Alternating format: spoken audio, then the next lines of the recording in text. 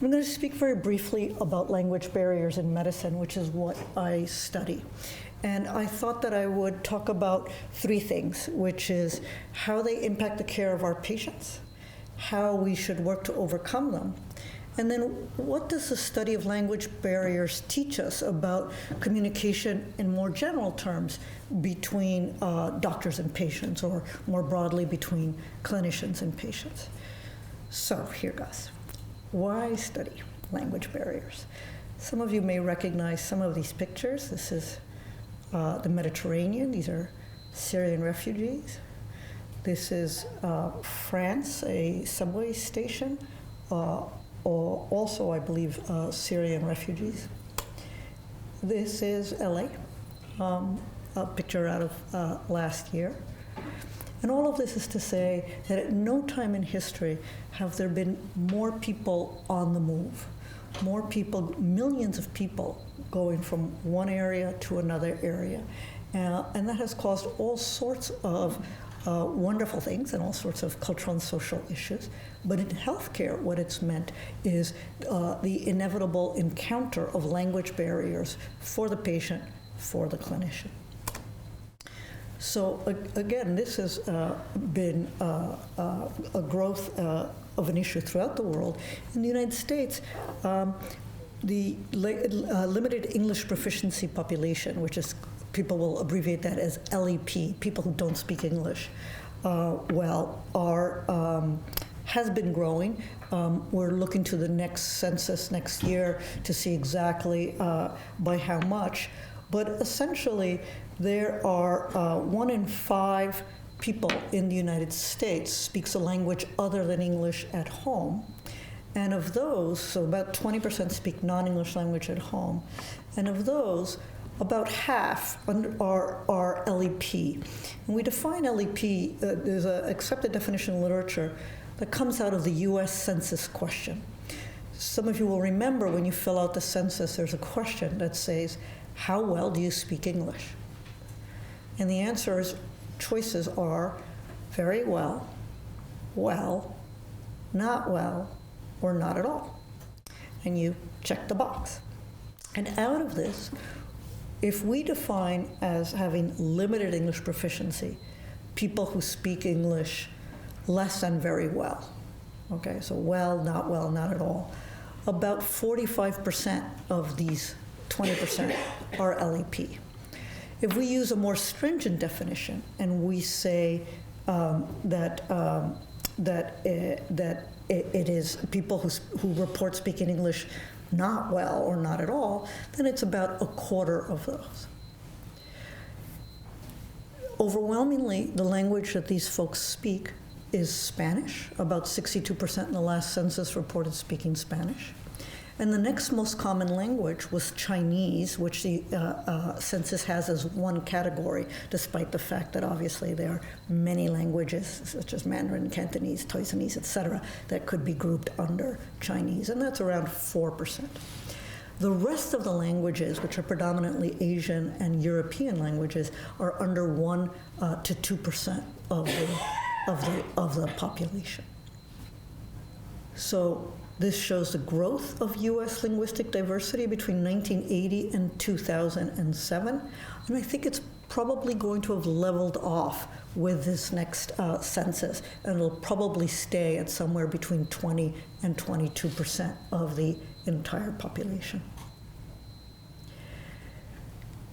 That's a lot of people who don't speak English, and I was trying to think about a good way to show that and to think about that.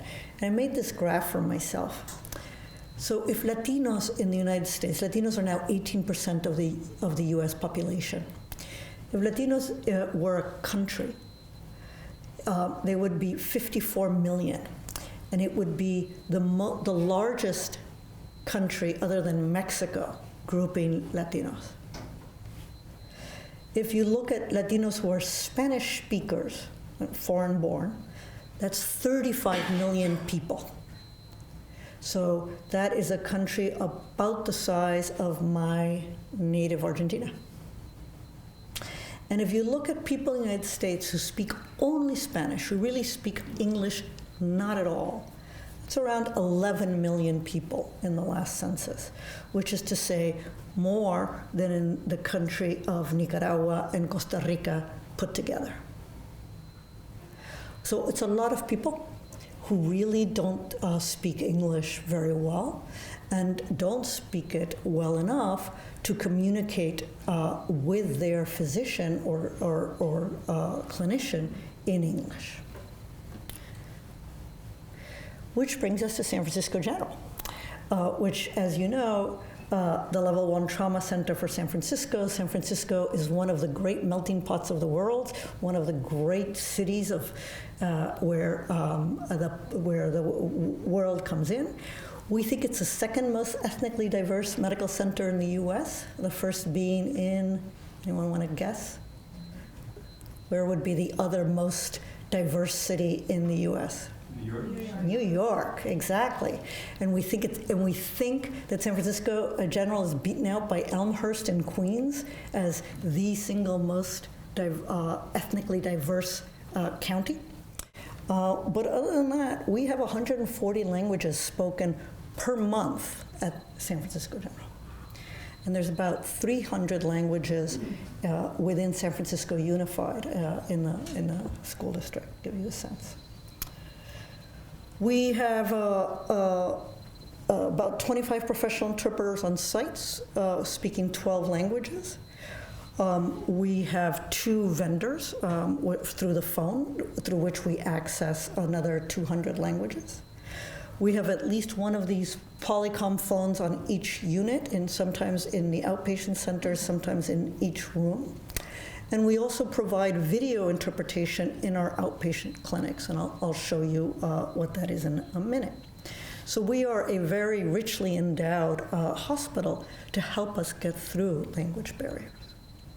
So here are a physician and a patient listening to the interpreter through the phone. You can see how that works.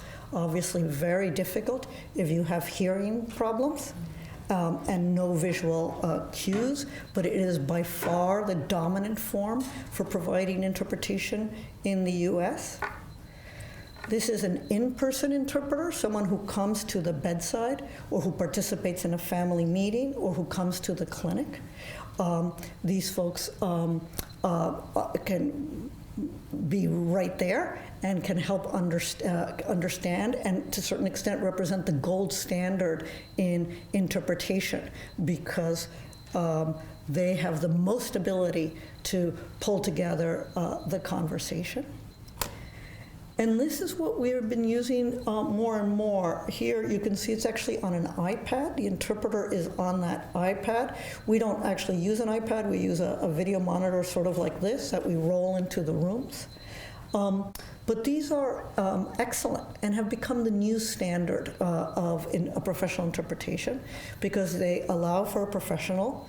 They are efficient. The interpreter doesn't have to race all over the building, but rather can be seated. In our case, the interpreters are seated in a building 3 blocks away down the street from San Francisco General. They allow the interpreter to bring in visual cues to see what the patient is gesturing or what the clinician is gesturing. My favorite part about them is that they allow for privacy. So if I'm doing, say, an exam on a woman and would like to have the interpreter present, but don't want to have the person in the room, what's fabulous about this is that you can just turn the monitor around, point it to the wall, and have the person participate in interpretation while protecting the patient's privacy and modesty. And because of this, it's become the current standard. So professional interpreters are clearly what we recommend for use in overcoming language barriers. All right. But what's the biggest problem with the interpreters? The single biggest problem is that we don't use them. So even as a place as richly endowed with interpreter services as San Francisco General, underuse of interpreters is reported by patients who will tell us at the end at discharge that they are unhappy with the amount of language access care, the amount of care that they got. They're reported by our own physicians, our own residents who fill out anonymous surveys and say, yeah, I called the interpreter on the day of admission, I called the interpreter on the day of discharge, but when I was rounding, it didn't seem to be necessary. And they're reported by our students, who report this as the number one healthcare disparity in our system, as some of you who were here when I gave my first talk might remember. This obviously creates huge medical legal issues in care if we're not talking with our patients. But one interest is, how does it impact our relationship with our patients? And here are some quotes from our students. We rounded on a non-English speaking patient without an interpreter every day. Family, friends, or young children were asked to act as interpreters due to lack of appropriately timed interpreter availability. A doctor delivered a diagnosis of LSIL, that's a precancerous condition, on a pap smear and gave follow-up recommendations, all in English, despite me telling her the patient was primarily Spanish-speaking. So the biggest problem with interpreters is that we don't use them enough. And it's really, when I say we here, it's us as physicians and clinicians, because we're the ones, despite telling patients that interpreters are available and they're free and so on, we're the ones who tend to be the ones who request the interpreters. But what happens when we do use them? They're terrific. They are terrific. And again, I only speak 2 of the 140 languages well, and a third so-so. That leaves me with, whatever that is, 137 languages that I can encounter in a month at San Francisco General that I don't speak at all. And I completely rely on our interpreters. But how good are interpreter-mediated clinical interactions? And that's something I've studied a lot. And what I can tell you is that they're, in general, associated with less patient satisfaction, less comprehension, less trust in the physician, and then on the physician side, much more difficulty eliciting symptoms, and then difficulty eliciting the patient perspective. And this comes from data like this. This is not one of my studies. This is a study out of Bellevue in New York City, the San Francisco General of the East. And here, what the researcher was trying to study was which interpreter system was better, excellent interpreter system A or excellent interpreter system B. And that was her study question. And when people came into the ER, they were randomized to get interpreter system A or interpreter system B unless they happened to end up with a doctor who spoke their language. And that's called a language concordant doc, right? As they left the ER, a research assistant asked them questions about did they think they understood the doctor's explanations, and did they think they understood the instructions? Well, what's important to note here is that regardless of whether you were excellent system A or excellent system B, they were much less likely to report understanding the doctor's instructions than if the doctor spoke their language. Everyone sees that? So 60% of the patients, or another way of saying that is only 60% of the patients understood the doctor's explanation, even when it was in their own language. But only about 35 to 40% understood it when it was through one of these state-of-the-art interpreter systems. And similarly, about 63% understood the follow-up instructions. Take these medications, or go, whatever, use this bandage, come back on Thursday, when it was delivered in a language they understood. And here's where those language and literacy issues merge, because often immigrants also have low literacy in their country of origin. But less than half understood it through this interpreter. So even professional interpreters make it difficult. Even with professional interpreters, overcoming comprehension in language barriers is very difficult. And this is something that's hard for us as clinicians to understand. We think, hey, the person's repeating what I'm saying in that language, what's the big problem? So, okay, maybe people don't understand everything, or they say they don't understand, but does it really matter? Does it impact the actual care? I mean, if someone comes in with a broken arm and you set their arm, you're kind of done. There's not that much to understand, right? Well, what about when it's glycemic control in patients with diabetes? And here's a study that I did with colleagues at Kaiser Permanente. And here we looked at people who switched doctors, either because the doctor left or because they ended up switching for whatever administrative or personal reason. And we said, let's look at people who switch from a doctor that doesn't speak their language, a language discordant doctor, LD, to a language concordant doctor.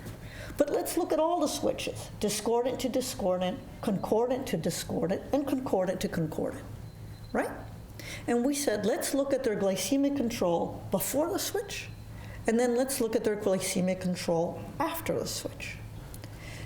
And what you can see is that glycemic control doesn't change very much, except here, right? These two are more or less the same. This one's a little bit more or less the same. This one's more or less the same. But here there's a big switch. When people switch from a discordant doctor, someone who doesn't speak Spanish, to someone who does speak Spanish, the proportion of people with a good glycemic control, under 8, improves about 15 points. That's a lot. Similarly, if we look at people who were in bad control, and we look at what happened when they switch, if they went from a discordant doctor to a concordant, or from someone who doesn't speak Spanish to someone who did, the proportion of people in poor control falls quite dramatically. So what we saw here, and we also looked at the people, the subgroup that only switched because their doctor left, their assigned doctor left, just to make sure that there was no bias introduced in who was switching. And what we found here is that switching to a doctor that speaks your language appears to be associated with improved glycemic control for patients with diabetes. So it isn't only that the comprehension is better, but it actually impacts a clinical outcome. So that's a problem. That's a problem for me as a doctor. It poses an ethical issue, right? I want to be a really great doctor, but I only speak 2.5 languages. And I see patients in tons of languages. So what to do?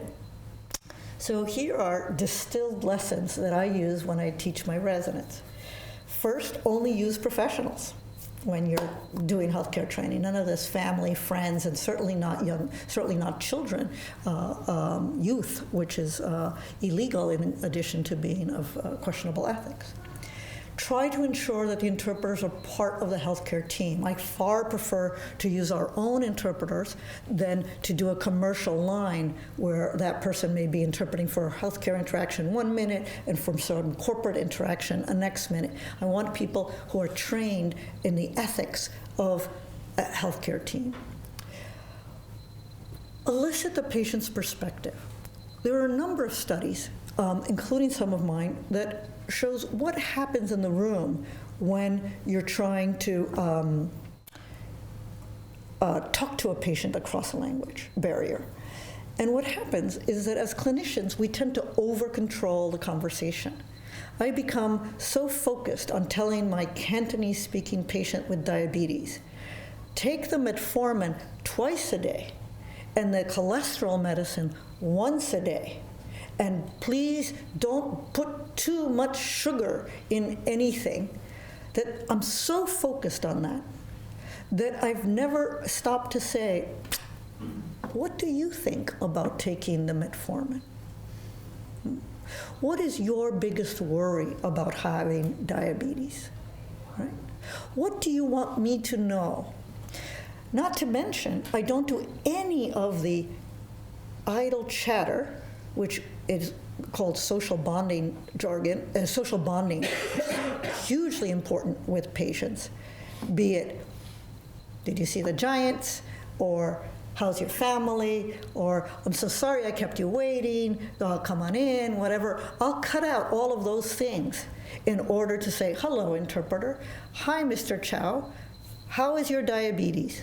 Are you taking the metformin twice a day? All of that stuff helps inspire trust. It helps us bond.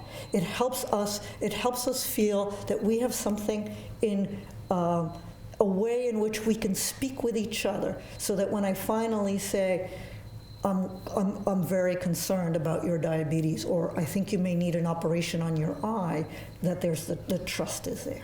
So elicit the patient's perspective as that goes away.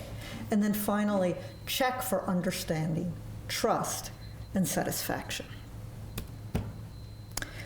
What lessons then from studying language barriers can we take toward communication in general? I think I have 3 things. One is that as physicians, we tend to define communication in terms of our own needs for information. When we say to the residents, why did you call an interpreter for that interaction but not for another? The residents will say, oh, because that one was really important. I needed to talk to the patient. Chemotherapy, yes. Chemotherapy, no. Anticoagulation, yes, or anticoagulation, no. I needed their opinion. As opposed to, why didn't you call an interpreter when you rounded yesterday or the day before or whatever? And they were like, well, the patient was fine, right? So we conceive of communication in terms of our need to know, not the patient's need to know or the patient's need to tell. Is that clear? Second, that no matter, it is really easy to completely ignore the patient's perspective on illness. And that, the language barrier studies make that super clear to me, that I can go through the entire day using interpreters on every interaction and have never elicited the patient's perspective on anything. It is very easy to do. And it makes me wonder whether I do that, not only with my patients with language barriers, but whether with patients in general. And third, that good communication requires, at the risk of sounding trivial, that good communication requires constant attention to the patient's perspective and also to the patient's comfort in communication. Are they feeling comfortable, either with the interpreter or with me, in the act of communication? Is this easy-flowing communication in which their voice can be heard? So those are the things that I have most learned from studying language barriers, and one of the many reasons I think we should continue to study them. Though obviously the elephant in the room is that we are a diverse world that is becoming more diverse. And regardless of whether we want to build a wall or bring in more immigrants, people are here and they get sick.